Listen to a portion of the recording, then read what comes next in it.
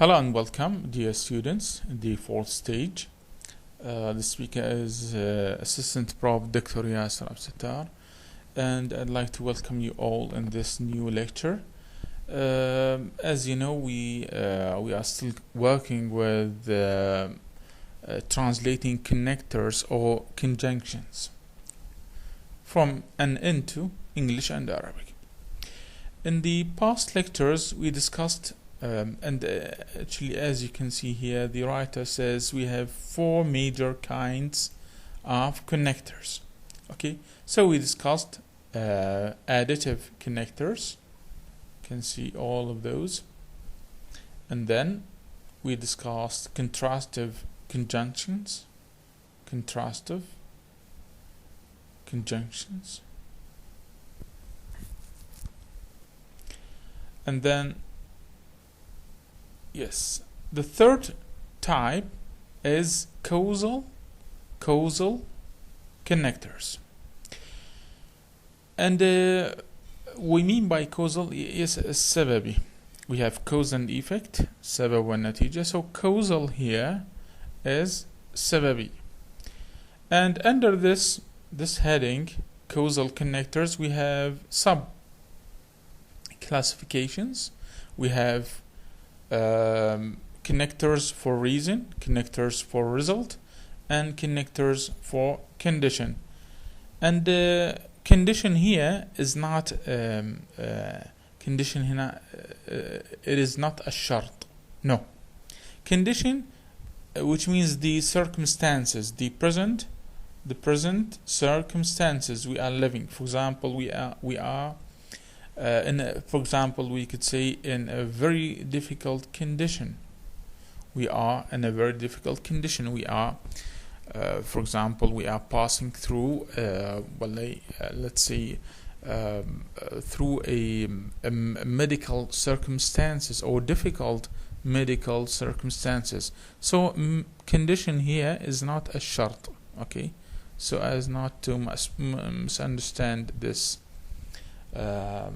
term. So under causal connectors, okay, السببية or conjunctions for reason. Okay, we have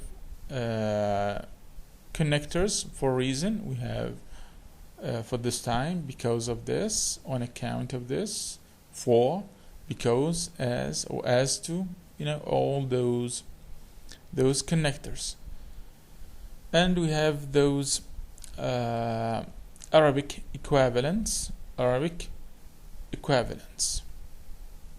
So these connectors are used for reason. بسبب. Okay. And then we have connectors, or under the heading of causal connectors, we have the result, النتيجة. Okay, we have as a result and consequence.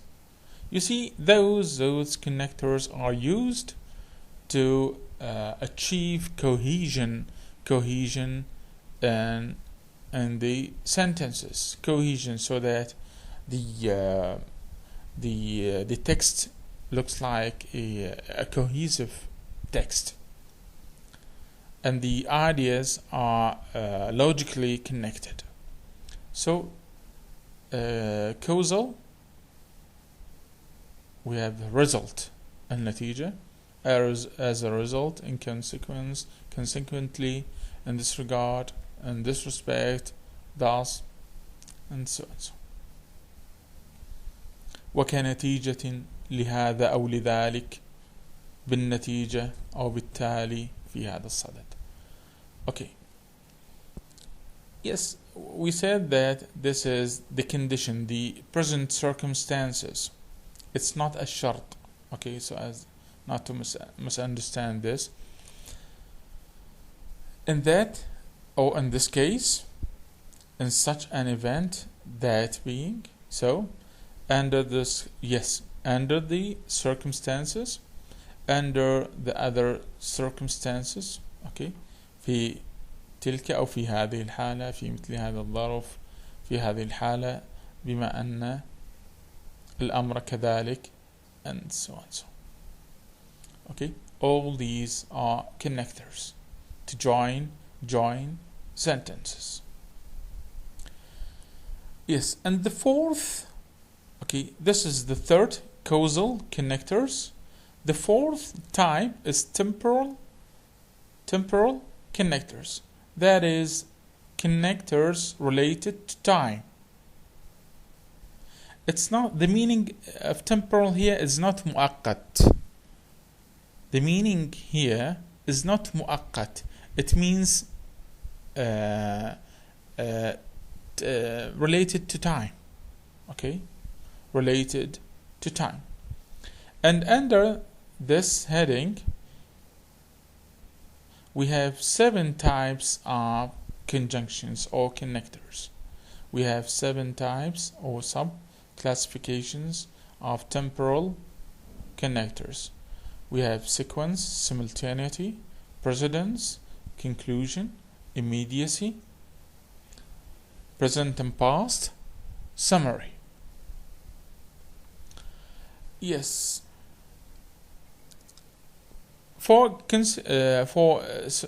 Sequence, which means, yes, sequence means التتابع. Sequence means التتابع. Yes, so sequence means التتابع. First, secondly, next, then, after that, etc. أولا, ثانيا, بعد ذلك. Okay. Simultaneity. And we mean this, okay, for example, when I say simultaneous translation or interpretation, I mean الترجمة الفورية, simultaneity. I mean just explaining the meaning of simultaneity. So simultaneity here, which means in this time, means in this time. For example, at the same time, in the meantime, okay, في الوقت نفسه, في هذه الأثناء, أو أثناء ذلك, في غضون ذلك. You see here, at the same time, in the meantime, we have 1, 2. Okay, we have different interpretations for the same expression in English. Different interpretations.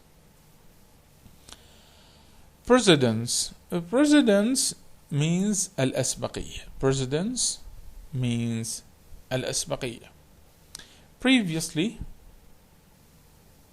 formerly, already, beforehand, before that. سابقا, في السابق, مسبقا, okay, قبل ذلك. Okay, conclusion, we know what's meant by conclusion. Okay, it is like when you try to finish something and you want to make a logical finishing for the text or your paper or whatever. So for your writing, okay, you will end with a conclusion. So how to make this conclusion? You would say finally, at last, at the end, in the end, in conclusion, to conclude. Okay. أخيرا, في النهاية, في الختام, ختاما. Okay. Immediacy. Immediacy, we mean by immediacy here, okay, now. We mean by immediacy على الفور, أو now, الآن. At once, soon, next time, or next day, an hour later, on another occasion, until then, at this moment. فورا, على الفور, حالا, في الحال, في المرة القادمة. Okay, في هذه اللحظة. Okay, at this moment. Present and past. So in this type of connectors, you want to refer either to the present or to the past.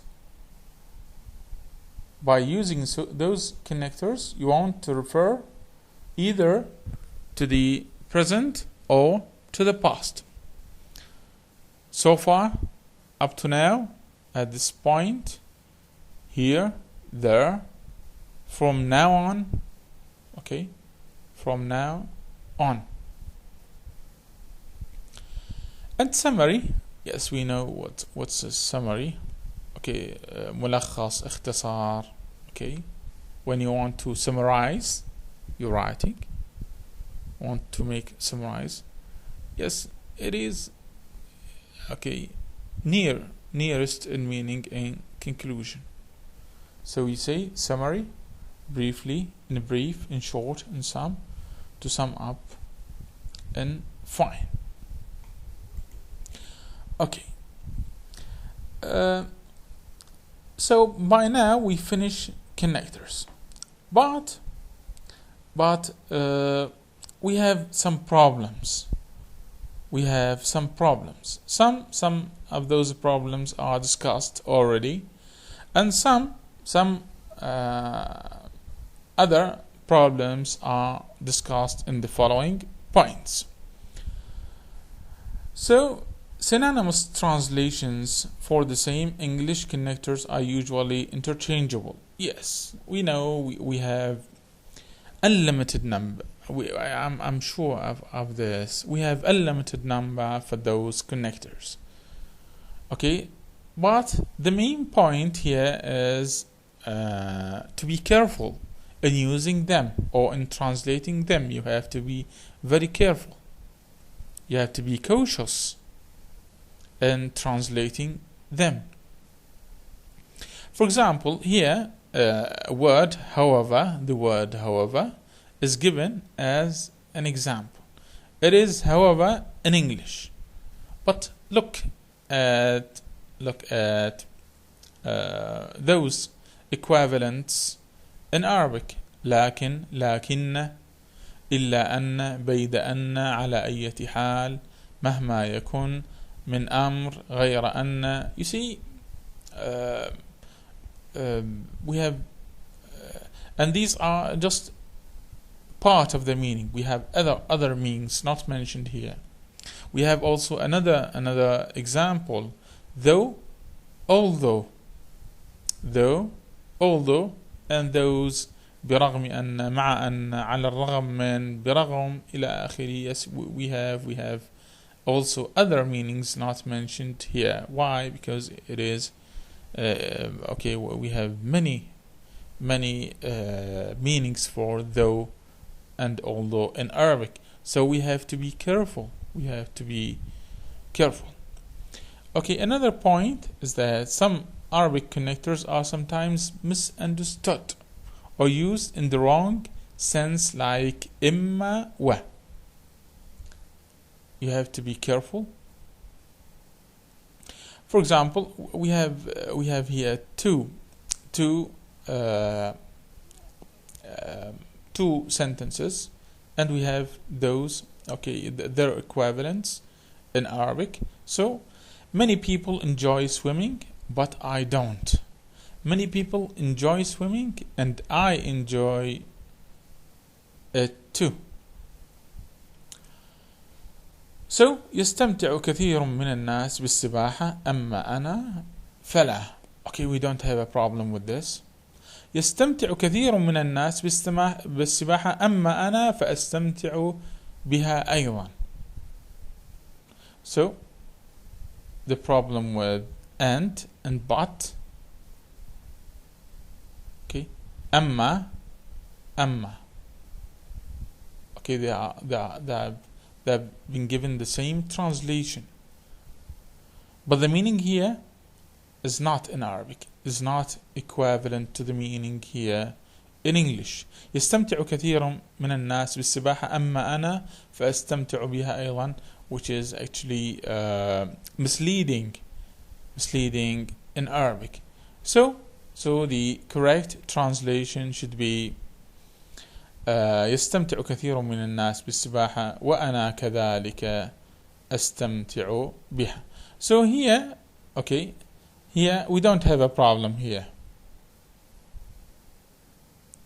And even we can add here wa to make it more logical. وأما أنا فلا. يستمتع كثير من الناس بالسباحة وأما أنا فلا. Okay, but here يستمتع كثير من الناس بالسباحة وأنا كذلك. Okay, this is acceptable. This is more acceptable in Arabic. But in this sentence, it is misleading. The sentence here is misleading. Okay, the third point. Okay, the third point is that yes, we have been given three examples to explain more.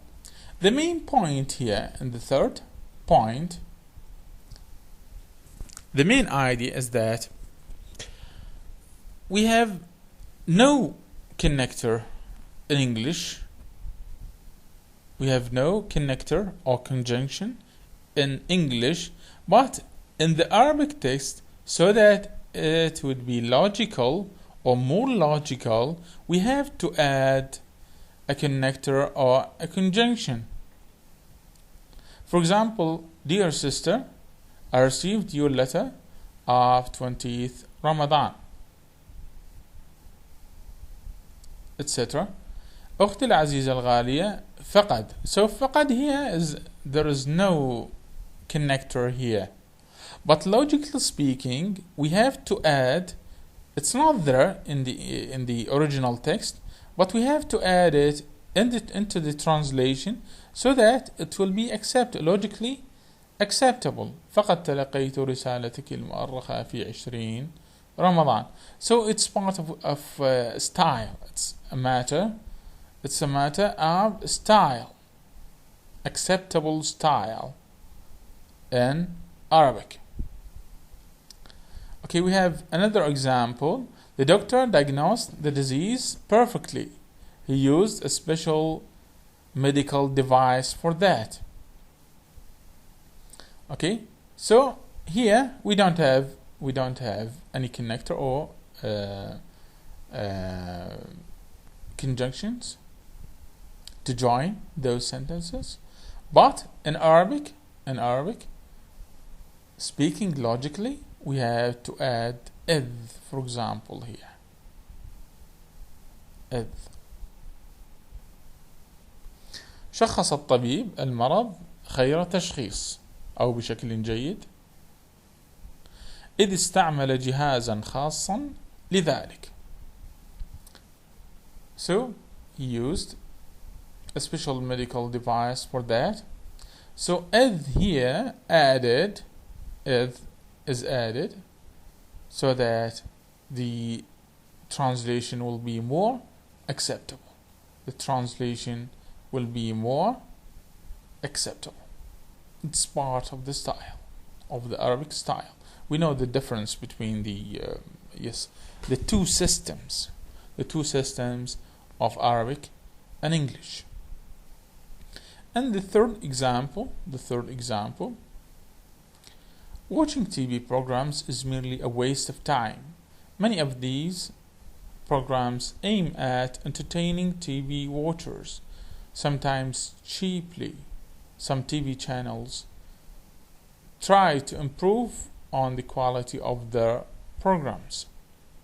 So here we have also sentences without connectors or without conjunctions. But to connect them logically in Arabic, we have to add those connectors. For example, إن here there's no reference for إن. مشاهدة بعض برامج التلفاز مجرد مضيعة للوقت. إذ.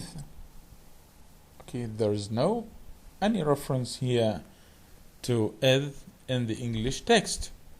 إذ يهدف الكثير من هذه البرامج إلى تسلية المشاهدين بشكل رخيص أحيانا، هذا وتحاول بعض القنوات التلفزيونية تحسين نوعية برامج. So هذا here there is no any reference for هذا in the English text, but it is added as part of the style, part of logical connection, part of making a cohesive text in the translation. So we can see here the note, the three connectors إن إذ and هذا و are used necessarily. So we have to add necessarily. We must add those connectors into the Arabic translation, though it's not there in the English text. So that we achieve. This is something very important, to achieve a cohesion or make the text cohesive, as the absence of connectors in English might lead to ambiguity and unclearness of cohesion. Okay, finally we have this note. Okay, in some, and actually this is a connector, sentence connectors are useful conjunctions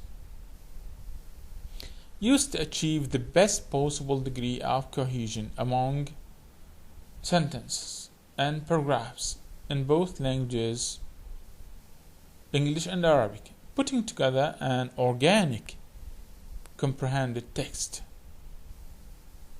Failing to use them properly in translation into Arabic would result in misunderstanding the original meaning properly.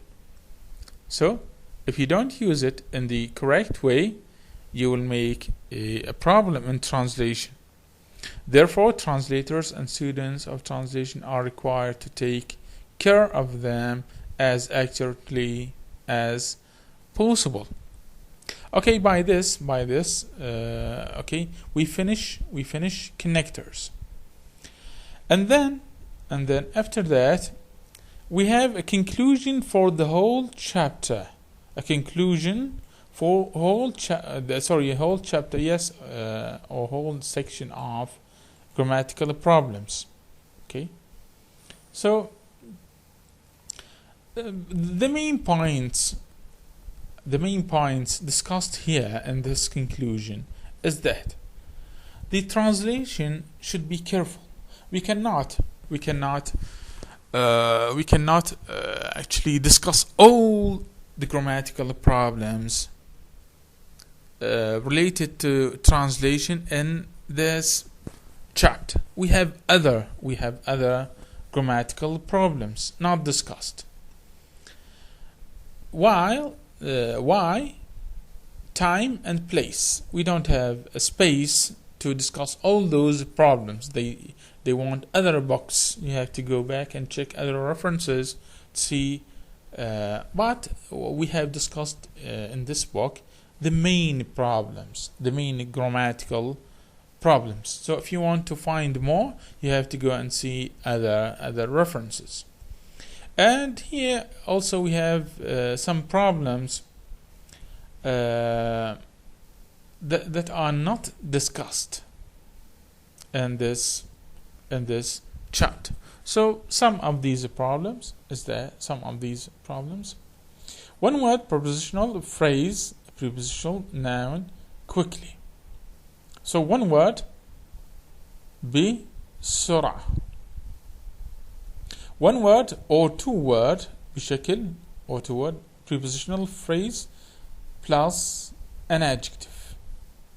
بشكل سريع على نحو سريع.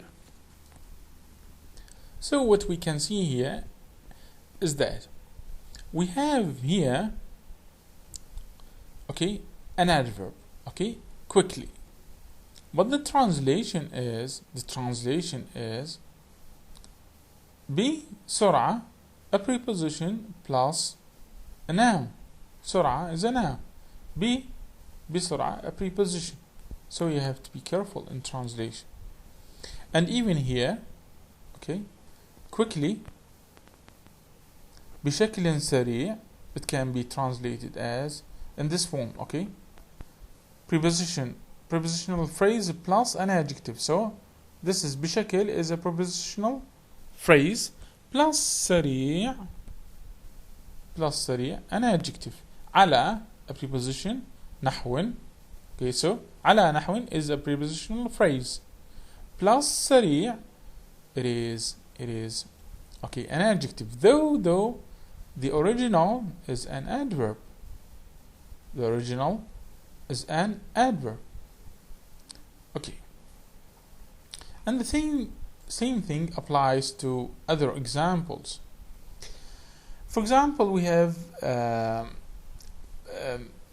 something related to direct and indirect objects. Direct and indirect objects. For example, we have been given two examples. He gave a present to his daughter. He bought a car to his daughter. Okay, we don't have a problem. Okay, these two verbs are transitive. Transitive in English. Transitive, which means it takes two objects. Object number one and object number two. He bought a car. Okay. إذن فعل متعدي. Okay. So it takes two objects. Two objects. He gave a present to his daughter. Object number one and object number two. He bought a car to his daughter. أعطى هدية لابنته. Okay, the same thing applies to Arabic. أعطى أو اشترى سيارة لابنته. Okay, there's no problem with this. Object number one and object number two. Where the problem comes or rise, okay, when we introduce first the so here this is the direct object and this is the indirect object. When we exchange,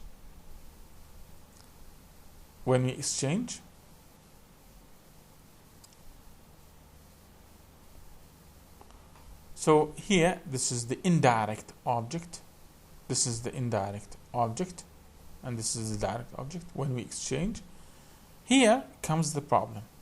He gave his daughter a present. أعطى ابنته هدية. We don't have a problem with the sentence. But he bought his daughter a car. When I translate it into اشترى ابنته سيارة. And actually اشترى ابنته. So it's not acceptable in Arabic to say, and even in English, when we say he bought his daughter, without saying a car or a present or whatever. So, but in Arabic, اشترى ابنته سيارة, this sentence is not acceptable in Arabic. This is actually wrong sentence. It does not give the meaning of the original. He bought a car for his daughter. So how to translate the sentence? اشترى لي ابنته سيارة. In this case, or in this translation, it is more acceptable. Okay. All grammatical problems of translation discussed earlier in this chapter are followed by their possible solution. So you as a student, or maybe in the future, inshallah, you may become a translator. You can give your solutions may be better than those discussed earlier. So they are possible solutions, so that the process of translation can proceed fluently and properly, and the search for meaning may therefore continue in the right direction, giving way for the far more important and difficult lexical problems of translation to be discussed. And so in the coming chapter, there will be a discussion for lexical problems. In the coming chapter, we'll discuss lexical problems. And actually, the author concludes this chapter by giving some exercises. For example, here we have the first exercise. Translate these statements into nominal structures. So in English, it should be verbal. We don't have a sentence without a verb, whether we have a main verb or auxiliary verb. Okay, so sentence in English is a verbal. Okay, we don't have a nominal. We have a nominal phrase, yes, but a nominal sentence we don't have. There should be if the sentence in the correct form, in the full form, there's no cutting. Okay, we don't have a verbal. We don't have a nominal sentence. So a nominal structure, which means a مبتدأ وخبر, جملة اسمية. For example, here we need your help. We need your help. For example, I can say المساعدة مطلوبة, مبتدأ وخبر. The picture is by no means clear. الصورة واضحة بلا شك, وهكذا. Okay, and we have here verbal structures.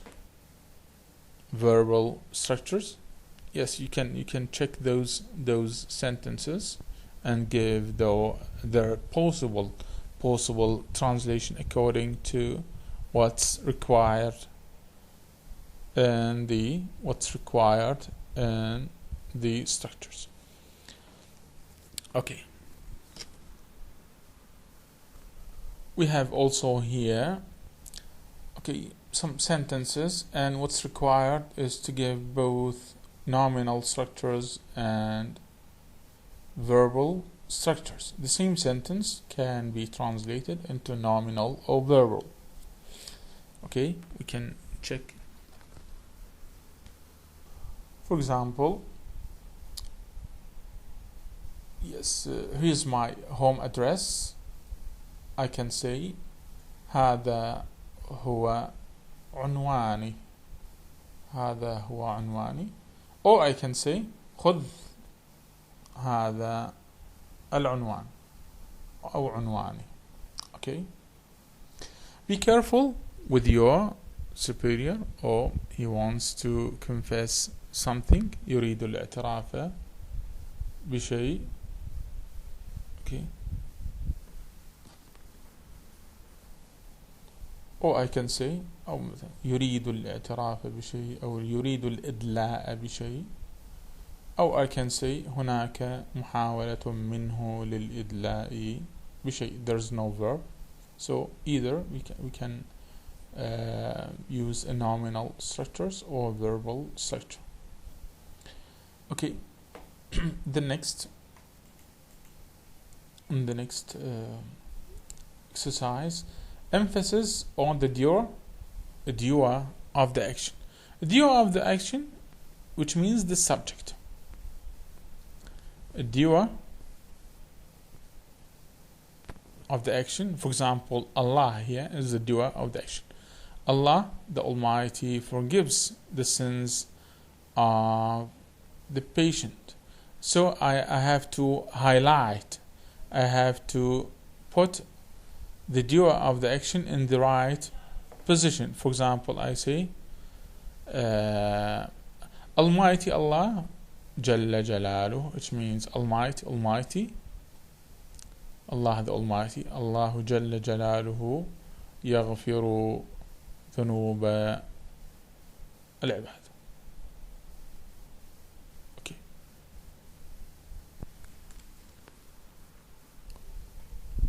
Okay. أو penitent طبعا هنا هم يعني التائبين. Okay. التائبين. Yes, you'll do the same for the other. Okay, we highlight. For example, we introduce the doer of the action, and by this we can make emphasis on the doer of the action. Change word class. What do we mean by change the word class?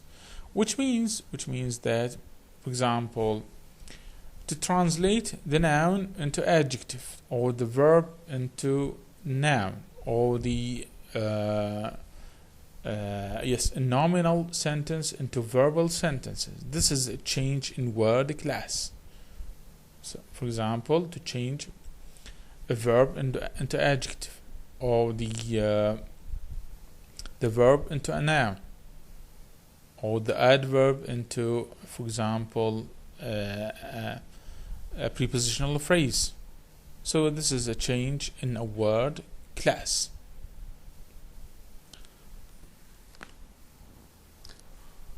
Okay, for example, Bill feels ill. Feels here is the main verb, so feels. We can say Bill لديه شعور بالمرض أو بأنه مريض. So we change verb into noun. لديه شعور بالمرض وهكذا. Okay, so we change, in this case, we change a word class.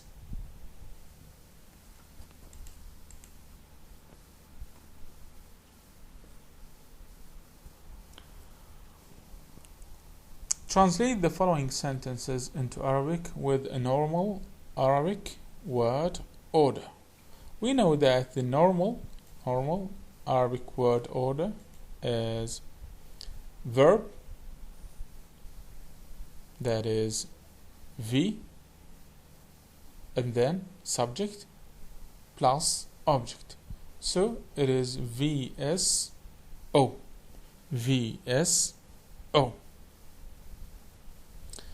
That book is useful to read. Okay. So I would say that book is useful to read. أقرأ الكتاب لأنتفع به. Okay, and you can do the same thing for the other sentences. Yes, I think we discussed this point in the last semester, and we said that in general, okay, Arabic tends to use active sentences. Arabic tends to use active sentences, while English tends to use passive structures or passive sentences. Actually, this is related to the system of the two languages. So in these sentences,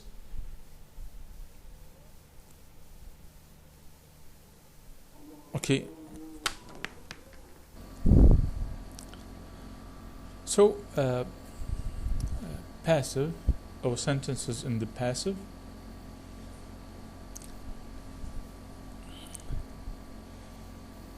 translated, or should be translated into also passive.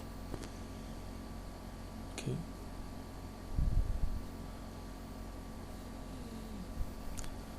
So for example here the innocent man was beaten to death.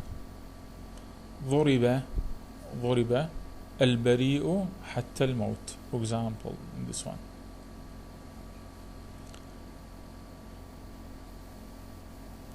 And the list of the also the other exercises, you don't have a problem with this.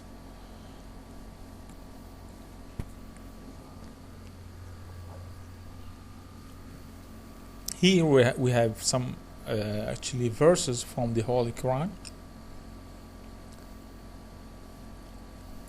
You should know how to translate them. For example, there is no God but Allah, La ilaha illallah, and man was created weak, وَخُلِقَ الْإِنسَانُ ضَعِيفًا. Yes,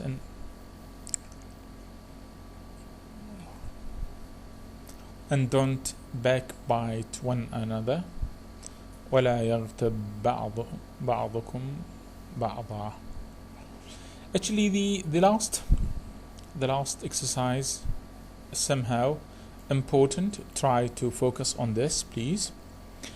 And I may ask you to prepare this as a homework. I'll tell you later.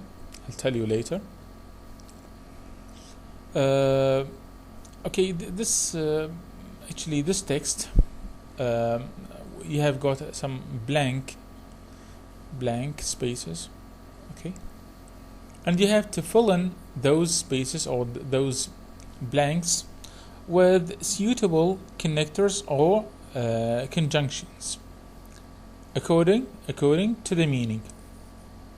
So what I'm going to do is to fill in the those blanks with this. You have to go back to those connectors, try to study their meanings, and then you'll come back to fill in the spaces here. For example, Mecca al-Mukarramah is a holy city for Muslims all over the world. Non-Muslims are not allowed to enter it. So here we have the contrast here. This is a sentence, and here this is something contrast, this is something contradiction. So yes, you have to find to fill in the blanks, and after that, after filling the blanks with the suitable words, you have to translate the same passage. For example, we can fill in the first blank with the word however, okay. However, non-Muslims are not allowed to enter it. So هي المدينة المقدسة للمسلمين في العالم إلا أن غير المسلمين غير مسموح لهم بالدخول إليها, and they have to complete this text. By this we'll end this lecture, and inshallah in the coming lecture, it will be as soon as possible, we'll discuss lexical problems.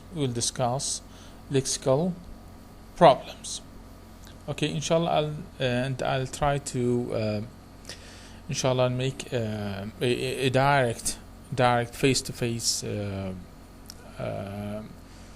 streaming in one of those